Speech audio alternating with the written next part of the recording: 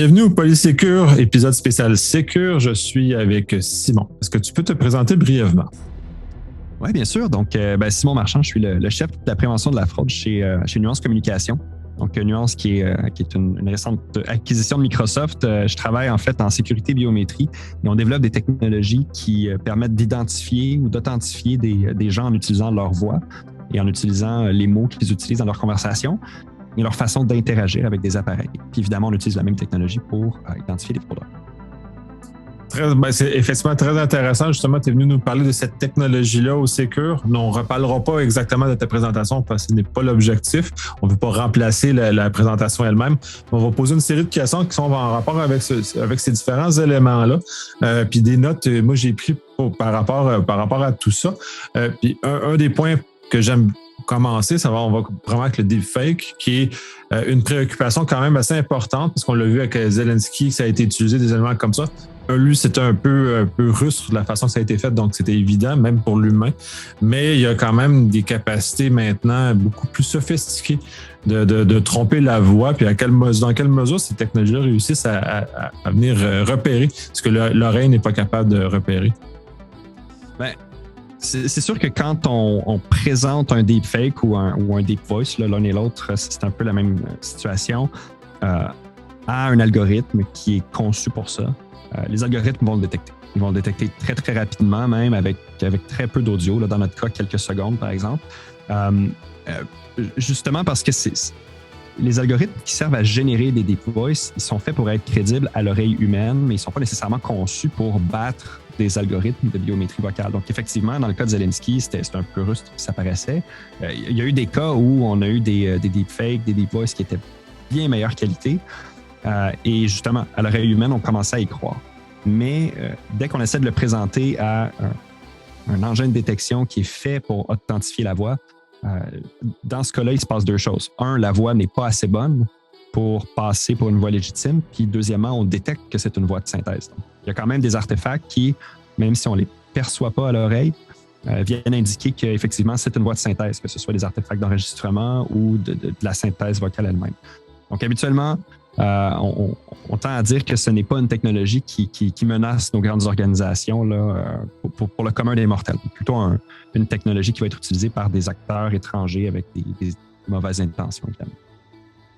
Justement, tu parles d'enregistrement. J'imagine que cette technologie est capable de détecter les enregistrements. Disons, si j'enregistre une personne, je fais juste rejouer des bouts, ça va être capable d'attraper ces éléments-là aussi. Oui, effectivement. Donc, il y a énormément en fait, d'aspects qu'on va aller chercher dans la voix. La biométrie vocale, c'est est-ce que c'est la voix de la bonne personne? La voix de synthèse, donc est-ce que c'est une voix qui a été synthétisée ou qui est masquée par des altérations électroniques? On va aller détecter les enregistrements. Donc, est-ce que c'est quelque chose qu'on a entendu par le passé ou est-ce que j'ai des artefacts d'enregistrement qui me permettent de déterminer que c'est le cas? On va aussi aller regarder est-ce que c'est le bon âge pour la voix.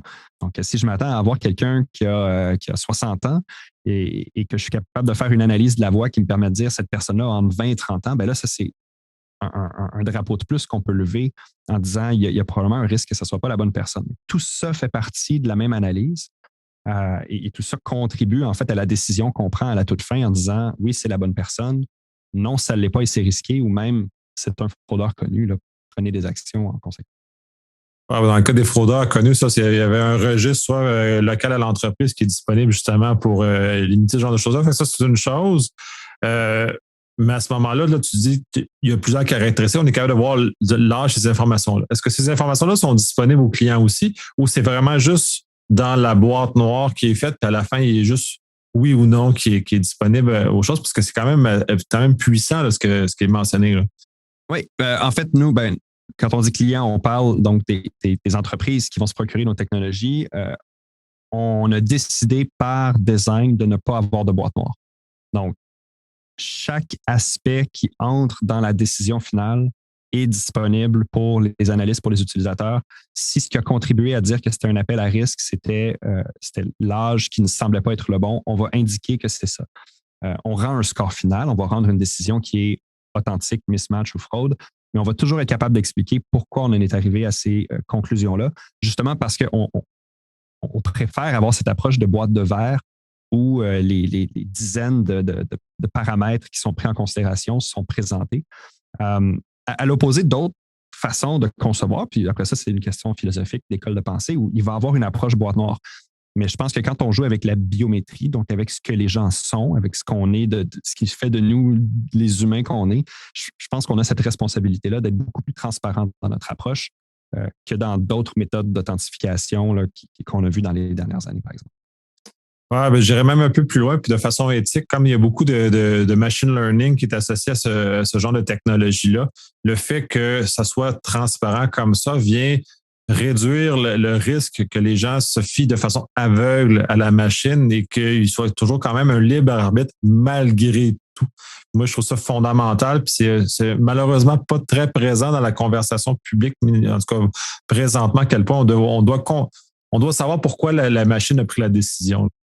Oui, puis la machine ne doit pas se substituer à la décision finale. Puis ça, je pense que c'est très important. Nous, au final, quand on signale, par exemple, un risque de fraude pour X, Y, Z raison, on ne prend jamais la décision finale. On le présente à un être humain qui va faire une enquête basée sur ce qu'on lui a fourni, mais qui va pouvoir étendre son enquête, contacter la victime, aller corroborer des faits et qui va prendre une décision finale. Donc, nous, on fournit un outil, mais je pense que c'est important que, justement, quand on est pour refuser le service à quelqu'un, quand on est pour prendre des actions comme ça qui vont avoir un impact sur peut-être une personne légitime, on a cette responsabilité-là de ne pas tout donner aveuglément à l'intelligence artificielle, mais plutôt d'offrir des outils pour aider à la prise de décision d'un expert, d'un analyste, d'un enquêteur.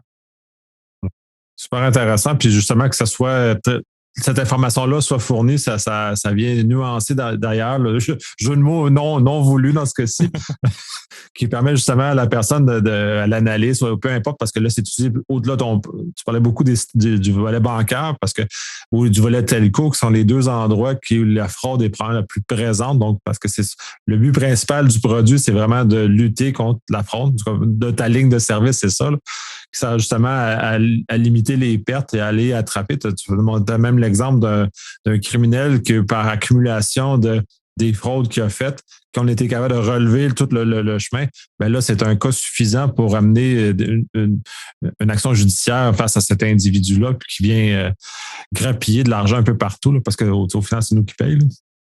Oui, on finit toujours par payer, puis on finit toujours individuellement comme citoyen par en souffrir aussi, hein, parce qu'on est obligé de vivre avec le stress, de savoir qu'on a été victime, que c'est une invasion de la vie privée, là, c'est mon identité qui est volée, qui est réutilisée. Maintenant, le volet fraude, le volet réduction des pertes, c'est ce qui me fait vivre, là, c'est un peu ça que j'ai fait depuis toujours, mais un des autres bénéfices d'une technologie comme ça, c'est l'accessibilité à des services critiques.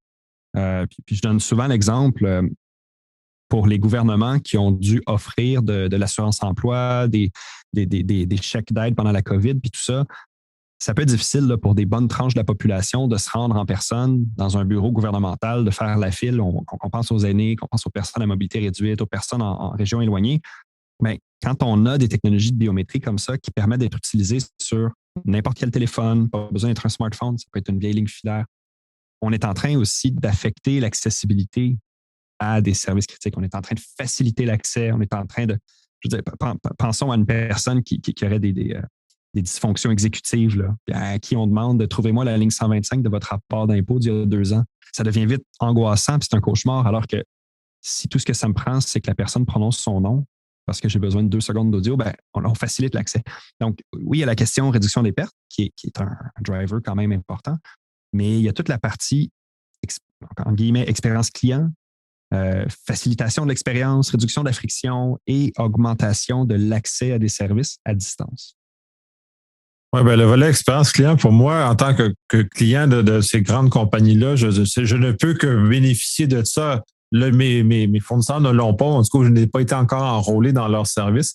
Mais oui, je vais apprécier parce que ça enlève une friction, même si j'ai pas des problèmes qui font que ça me nuit, mais ça mérite quand même de devoir faire ce genre de choses-là. J'appelle ma barre, ils me demandent genre les bobettes que je portais il y a 3 semaines. Là, puis généralement, on s'en souvient pas de qu'est-ce qu'on a fait, puis quelle transaction j'ai faite il y a 2 jours. Puis c'est même désagréable là, pour une personne normale. Là. C'est désagréable pour une personne normale, puis c'est jamais un obstacle pour un fraudeur.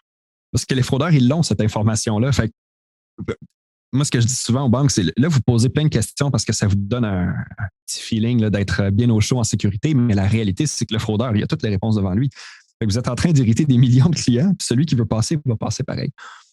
Puis on se fie beaucoup, encore malheureusement, à l'agent qui prend l'appel, puis qui doit poser ces questions-là, qui s'est fait dire ça, c'est ta procédure, puis qui obtient les bonnes réponses. Mais après ça, on va aller le blâmer parfois parce qu'il n'a pas su reconnaître que c'était malgré tout pas la bonne personne. Fait que c'est aussi enlever un gros stress sur les épaules de gens qu'on engage pour régler des problèmes, mais envers qui on a une attente d'être des policiers hors pair ou des inspecteurs qui peuvent déceler la moindre anomalie dans un appel. Fait qu'il y a vraiment des bénéfices partout quand on se met à déployer ces technologies-là parce qu'on enlève le processus humain, on enlève la vulnérabilité de devoir prendre une décision, faire un judgment call. Ultimement, quand on va voir des organisations qui ont déployé ça depuis plusieurs années, ce qu'on se fait dire immédiatement, c'est jamais je retournerai en arrière. Ça va aussi loin que de se faire dire parfois, pas partout, mais mon absentéisme a baissé parce que les gens sont moins stressés. Ils viennent pour faire ce pour qu'on les a engagés. Puis du côté client, mais là, c'est écoute, j'appelle, bonjour, j'ai une retenue sur mon chèque, je veux faire enlever ça. Pas de problème, on vous l'enlève. Pas de question de sécurité, justement, pas tous ces irritants-là. Donc, c'est vraiment bénéfique là, de plusieurs angles. Ouais, ben c'est comme l'amélioration du UX. On en parle beaucoup au niveau des interfaces web ou des applications, mais tout le restant, le volet humain a malheureusement été un peu abandonné dans tout ça, mais c'est essentiel l'expérience client. Pour ça, surtout pour les grandes banques, au volume d'appels qu'ils doivent traiter, s'ils peuvent réduire, ils peuvent couper de 5 minutes parce qu'il n'y a pas de question de sécurité, le volume est bénéfique. Puis moi, mon expérience, elle est fantastique. Puis en plus, je vais avoir l'assurance que je ne me ferai pas frauder en plus. Parce qu'effectivement, mes infos sont dans le dark web comme après tout le monde. Là. Je vais être aussi facile à frauder que quiconque. Là. Oui, exactement. On a beau prendre toutes les mesures. Je veux dire, je suis aussi vulnérable, même en connaissant la fraude. Je pourrais devenir une victime. Puis c'est intéressant de parler justement de ces objectifs-là, de réduire le temps en fait que les gens passent avec les agents parce que beaucoup de banques, mais en fait beaucoup d'organisations, leur objectif, c'est le self-service, le service autonome, mais c'est pas tout le monde qui peut aller faire ça en ligne ou généralement on peut faire toutes les mêmes transactions. Il y en a beaucoup qui veulent appeler. Puis justement, l'intelligence artificielle qui est utilisée pour la biométrie, mais elle est très proche de l'intelligence artificielle qu'on utilise en reconnaissance du langage naturel. Quand on appelle, au lieu de se faire dire « dites français », ben de pouvoir tout de suite parler en français en disant ben, j'appelle aujourd'hui parce que je veux transférer des fonds. Pas de problème. Le fait d'avoir dit ça, on comprend mon intention. On vient de capturer ma voix, on sait que c'est moi. Donc, tout de suite, j'ai même pas besoin de parler à un agent. Fait que quand on étend la conversation de la biométrie vers l'intelligence artificielle appliquée au langage plus largement, ben là, ça devient toute l'expérience de communication qui est simplifiée. On est capable de tout maintenir dans une conversation avec on va dire un robot, là. Mais en gardant une conversation qui est naturelle, sans être obligé d'écouter un menu qui nous dit pour solde, dites solde, pour transfert, dites transfert. Parce qu'il y en a qui vont appeler et qui vont dire ben, je veux la balance de mon compte. Puis le système ne peut pas ne pas comprendre ce mot-là. Il faut que ça soit naturel. Oui, puis en plus, les systèmes que j'ai été confronté, même récemment, sont vraiment d'une très mauvaise qualité. Ils ne reconnaissent pas la moitié. Il faut reprendre 3 fois avant qu'ils réussissent à comprendre le mot. C'est le mot commandé, là. C'est même pas une phrase qu'il faut qu'ils retrouvent dedans. Fait que c'est effectivement tout ça est très merveilleux. Aussi fasciné parce que là, vous avez été acquis par Microsoft et j'imagine qu'il va y avoir des retombées. Là, on parlait de Teams un peu. Tu faisais mention que même par un appel Teams qui est normalement compressé, il n'y a pas de problème. Puis si je mixe ça avec le fait qu'on est en télétravail, je vois un lien là-dedans que pour les entreprises, donc Microsoft dans ce cas-ci, vont être capables de déployer un élément biométrique de la voix. J'aurais plus besoin de rentrer de mot de passe sur mon ordinateur. Si mes enfants décident d'aller jouer dessus, ils ne seront pas capables parce qu'ils n'ont pas ma voix. Puis tous ces éléments-là vont se mettre en œuvre pour faciliter comme employé mon expérience au travail en plus dans un contexte comme de télétravail, puis tout en augmentant la qualité de la sécurité pour l'employeur. Là. Mais en télétravail, on étend même au-delà de la voix, en fait. On va tomber dans ce qu'on appelle la biométrie comportementale, donc la manière qu'on a d'interagir avec un appareil. Moi, si je travaille à la maison, mais que je mets mon mot de passe sur un post-it sur mon écran, puis quelqu'un décide de l'utiliser, ben c'est le bon appareil, c'est les bons credentials. On n'a pas moyen de savoir que c'est pas la bonne personne. Par contre, si on a créé un profil avec ma manière de bouger la souris, de taper sur le clavier, Puis là, tout à coup, ça change. On est capable de verrouiller la session, d'envoyer une notification directement au téléphone en disant, on voit que la session est quelque chose de suspect. Veuillez dire, ma voix confirme mon identité pour débarrer. Donc là, on utilise 2 facteurs biométriques, mais même plus loin que ça. Là, on peut penser à du travail comme de la télémédecine, par exemple, où il y a des informations sensibles qui vont s'échanger. Ça pourrait être à travers une plateforme comme Teams. Mais moi, je veux m'assurer que je parle à mon docteur. Puis si ce n'est pas mon médecin traitant habituel, puis que c'est quelqu'un qui m'est assigné pour une seule consultation, je veux être sûr que cette personne-là est autorisée à me parler puis que ce n'est pas un coloc ou un membre de la famille. Donc, on est capable d'écouter la conversation, les 2 côtés de la conversation, pour s'assurer que c'est le bon patient d'un côté et le bon professionnel de l'autre qui est autorisé à avoir cette conversation-là où vont s'échanger des informations sensibles. Donc là, on est vraiment capable d'aller au-delà de la simple question de cybersécurité qui était au centre de tout il y a 2 ans quand on a tout passé en télétravail. Il a commencé à s'attaquer à l'autre espèce de vulnérabilité qu'on est allé ouvrir, qui est justement d'avoir des gens dans des environnements qui ne sont pas supervisés, où on ne peut pas les protéger contre eux-mêmes s'ils laissent traîner leur mot de passe, puis où on ne peut pas vraiment vérifier que c'est la bonne personne parce qu'on n'a pas de carte d'accès pour pouvoir valider qui entre, qui sort. Donc, il y a cette manière-là, en fait, d'utiliser les mêmes technologies, les mêmes plateformes, mais pour différents cas d'usage. Dans le cas du travail à la maison, ça fait une énorme différence.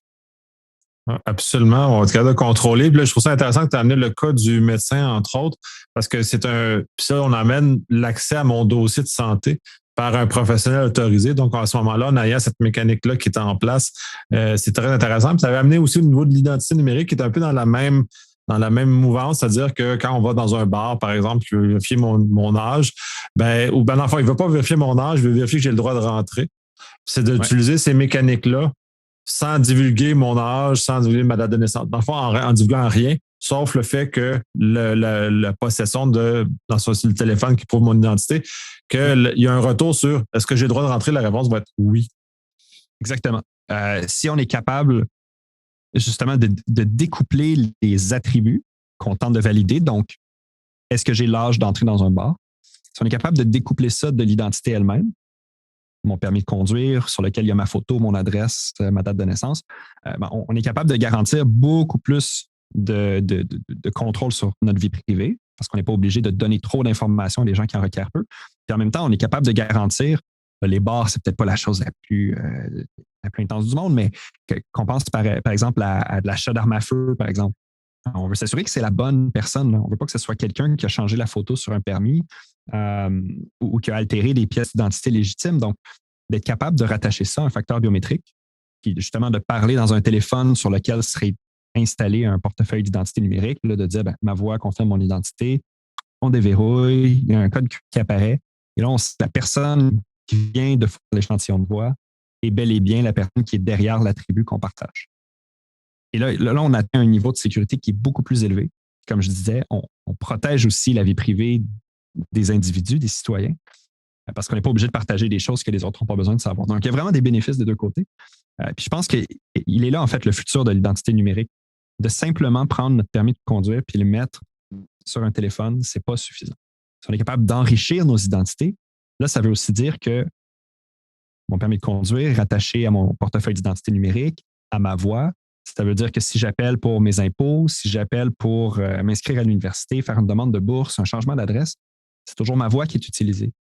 C'est la même clé, en fait, qui permet de rattacher mon identité à plusieurs canaux d'interaction à travers le gouvernement, par exemple, mais qui permettrait aussi d'être certain que si un compte bancaire est ouvert à mon nom, il est bel et bien ouvert par moi. Il n'est pas par quelqu'un qui s'est procuré mon information sur le dark web. En ce moment, on n'est pas capable de faire ça. Si quelqu'un a volé mon info, il peut rentrer dans n'importe quelle banque, se faire passer pour moi, ouvrir des services, les obtenir, puis là, je vais devoir vivre avec les conséquences de ces fraudes-là. Donc, je pense qu'il est là le futur. Le futur, c'est nos identités vont se dématérialiser, on sait qu'on s'en va là, mais elles vont s'enrichir de l'information biométrique parce que justement, ça permet de garantir plus de sécurité, plus d'accessibilité, puis juste généralement parlant, une meilleure expérience quand on a à interagir avec différents organismes. Très intéressant. Tu en as un point, puis ça va être dans ma dernière question. Cette information, plus que justement mon caractère biométrique de ma voix ne peut pas se changer, donc il est permanent. Là, il y a une inquiétude chez beaucoup de gens en vie privée sur le fait que si cette information-là fuite, dans le fond, ma capacité, elle est perdue pour toujours parce que mon identité biométrique, elle est rendu dans la nature. Est-ce qu'il y a des mesures, des éléments qui viennent encadrer correctement ça, justement, pour atténuer, voire éliminer cette capacité-là? Ben, c'est qu'on n'entrepose pas la voix, en fait. On n'entrepose pas l'élément biométrique, mais plutôt une représentation mathématique du modèle qu'on a créé à partir de la voix. Maintenant, si quelqu'un réussissait à voler ça, c'est pas comme un numéro d'assurance sociale où il suffit d'avoir le numéro d'assurance sociale, puis voilà, c'est la valeur de la pièce. Voler un modèle biométrique, c'est une série de 0 puis de 1 qui ne permettent pas de faire d'ingénierie inversée pour recréer une voix. À toutes les fois qu'on appelle subséquemment, on recrée un modèle à partir du nouvel appel et on les compare. Donc, il n'y a vraiment pas autant de risques à se faire voler une empreinte vocale, puis le même serait vrai pour une représentation de notre empreinte digitale, par exemple, mais je prends l'empreinte vocale, donc c'est pas le même risque que de se faire voler des informations plus traditionnelles, le courriel, l'adresse, le numéro de l'assurance sociale, de permis de conduire, parce que ça, c'est des informations qui sont réutilisables. Le fraudeur qui vole mon empreinte vocale, il ne peut rien faire avec ça. Donc, on comprend les préoccupations, puis c'est bien d'avoir ces préoccupations-là, de se poser les questions, mais c'est vraiment pas la même nature d'information. Puis, au contraire, ça a juste moins de valeur pour un fraudeur d'essayer de voler ces infos-là, parce qu'il n'y a rien à faire avec. Très intéressant. Puis justement, ça vient probablement rassurer les gens de PRP qui sont peut-être un peu plus nerveux de ce côté-là. Parce que justement, je savais un peu parce que je me suis informé autour pour la biométrie faciale, entre autres. Ben, c'est juste un ensemble de données qui ne remettent pas on ne peut pas faire d'ingénierie inverse. On n'est pas capable de retourner de l'autre côté. On n'a pas un plan de mon visage, on n'a pas un plan de ma voix pour créer ce genre de choses-là. Mais quand c'est bien fait. Puis je pense que ça revient en fait à une question qui est très importante alors qu'on entre justement dans cette ère de numérisation des identités, c'est qui seront les partenaires technologiques avec lesquels nos gouvernements vont travailler. C'est bien d'encourager les technologies émergentes, puis les startups et tout ça, mais il y a certains aspects où on doit s'assurer que certaines bonnes pratiques puis une certaine expérience sont présentes pour être certain que ça ne soit pas fait tout croche. Quand on parle de biométrie, il y a eu un cas il y a quelques années d'une startup qui entreposait l'image de l'empreinte digitale au lieu d'en faire une représentation. Et on se dit, nous, experts de la biométrie, mais comment ça se fait que des gens font encore ça aujourd'hui? Donc, il y a malheureusement parfois de l'amateurisme. Donc, ça reste important que ces bonnes pratiques-là soient établies, suivies, mais alors qu'on approche justement le moment où notre biométrie fera partie de notre identité, il faudra s'assurer que les partenaires sélectionnés par nos gouvernements sont les bons. Qui s'assurer aussi que c'est des partenaires qui vont faciliter l'utilisation de la technologie, mais sans revendre ces données-là. Ça aussi, c'est important. On ne veut pas quelqu'un qui surveille les interactions, mais vraiment quelqu'un qui va donner la technologie à un gouvernement pour en faire ce qu'il a besoin de faire. C'est beaucoup de questions à se poser. Ça va générer des débats de société. Puis je pense que ça doit générer une conversation. Maintenant, les experts en biométrie et les gouvernements ont la responsabilité d'expliquer ce que sont les bénéfices, de convaincre les gens que ça peut être fait de manière sécuritaire puis qu'on est capable d'utiliser de la biométrie pour du 1 pour 1 sans tomber dans la surveillance, sans tomber dans l'invasion de la vie privée. Et cette responsabilité-là, elle incombe aux entreprises comme la nôtre qui développent ces technologies-là, aux gouvernements qui vont faire appel à des technologies de cette nature-là. Mais je pense que si on a une conversation qui est ouverte, qui est transparente, puis on revient à cette question-là de transparence, je pense que c'est comme ça qu'on convainc les gens qu'il y a des bénéfices. Si on essaie de cacher les différentes étapes, là, ça ne peut que nuire en fait à cette évolution-là puis à ce passage à la nouvelle technologie. Merci beaucoup. Merci de ton temps. Merci de ta générosité. Parce que j'en ai bénéficié personnellement là, un peu avant, parce que tu as parlé, mais d'avoir pris le temps de nous présenter le podcast. Merci énormément. Je te laisse le mot de la fin. Bien, en fait, je vais en profiter pour vous remercier de m'avoir invité. Ça a été un plaisir de pouvoir venir jaser de cette technologie-là. C'est une technologie, comme je le mentionnais, qui fera beaucoup jaser dans les années à venir. Et le mot de la fin, ce serait intéressez-vous à ce que font les organisations de vos informations, à ce que font les gouvernements de vos informations. Intéressez-vous à l'évolution des technologies qui sont utilisées pour vous protéger. Parce qu'il se passe beaucoup de choses en ce moment. Et il faut comprendre ce qui est fait, il faut comprendre avec qui on fait affaire. Je pense qu'ultimement, c'est ce qui fait que globalement, nos informations, notre identité va être protégée. Et c'est notre responsabilité individuelle de nous y intéresser. J'ai vu beaucoup d'intérêt pendant Secure, donc j'espère qu'on continuera à me poser plein de questions là-dessus. Puis ça me fera toujours plaisir d'y répondre si quelqu'un a des questions ou veut jaser dessus. Merci beaucoup. Merci.